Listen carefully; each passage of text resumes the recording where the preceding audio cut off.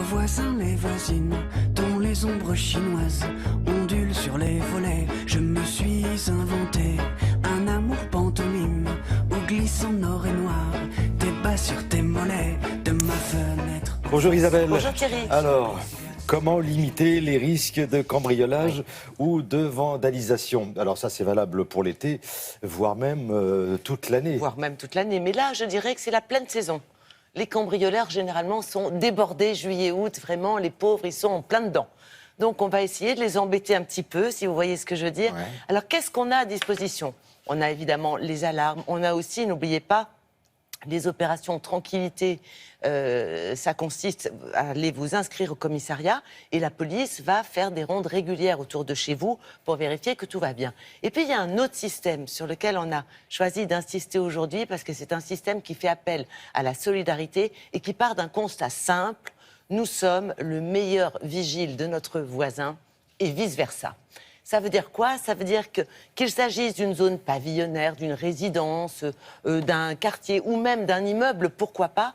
Eh bien, vous pouvez créer sur une plateforme Internet une communauté de voisinage et vous aurez accès de façon sécurisée à l'ensemble de votre réseau. Et sur ce réseau, qu'est-ce que vous allez mettre comme communication? Eh bien, par exemple, vos dates de vacances. Ça veut dire que vous allez informer vos voisins que vous allez être absent et ces voisins vont garder un œil avisé sur tout ce qui se passe autour de vous. Ils vont servir de vigile et évidemment vice-versa. Vous pouvez aussi, par exemple, prévenir que vous avez eu un problème. C'est le cas que nous avons choisi.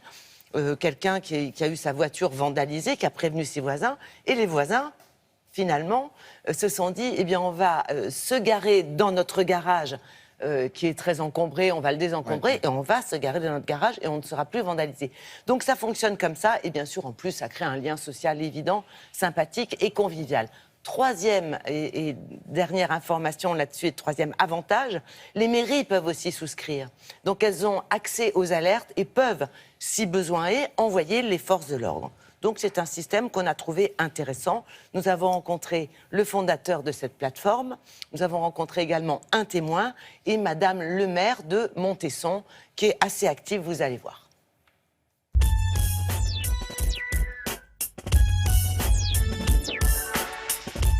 Le principe, c'est que vous allez avoir des voisins d'un même quartier qui vont s'inscrire sur ce site internet. Il va y avoir un contrôle d'identité qui va être effectué de façon à vérifier qu'il n'y a pas une personne mal intentionnée qui s'inscrirait dans la communauté. Et à partir de ce moment-là, tous les membres de la communauté de voisins vont pouvoir échanger sur différentes problématiques, et notamment les problématiques de sécurité. Un matin, j'ai reçu donc une alerte par SMS de mon voisin, me signifiant que son véhicule avait été désossé dans la nuit et j'avais rien entendu. Donc du coup, je suis allé voir, effectivement, tout le tableau de bord avait disparu. Depuis ce jour-là, mon garage était très encombré, j'ai tout déménagé. Et donc journellement, maintenant, je rentre ma voiture et depuis, je dors tranquille. Dans ce service nous est très utile puisque ça se produit très fréquemment. Ça fait des dizaines de fois que l'on a affaire à des dégradations dans la résidence. Donc le fait d'être alerté donc, par SMS, ce n'est qu'un plus. Voisin Vigilant, c'est donc un service qui, grâce à un système d'alerte entre voisins, une application mobile et un site internet, permet de mettre en relation les voisins d'un même quartier, principalement pour lutter contre les cambriolages. Et dans les faits, ça fonctionne. D'après les chiffres du ministère de l'Intérieur, il y a en moyenne moins de 40% de cambriolages dans les quartiers voisins vigilants. Il y a aujourd'hui environ 200 000 foyers qui sont inscrits sur ce site internet, qui sont répartis sur 5 000 quartiers en France. Et il y a même 400 communes en France qui soutiennent la démarche des voisins vigilants et qui sont donc devenues des mairies vigilantes.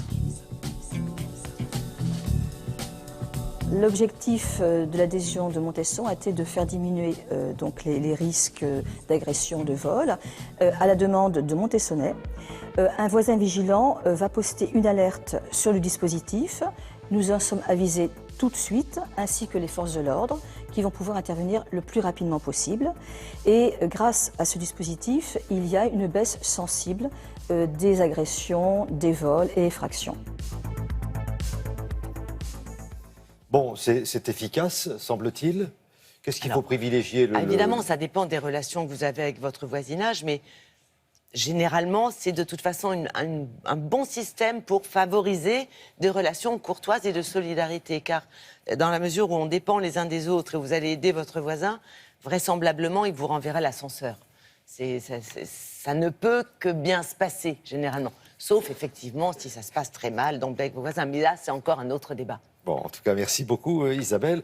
Et si vous voulez plus de renseignements, évidemment, vous allez sur le site de Télématin, sur les réseaux sociaux. Merci. On va s'absenter quelques secondes.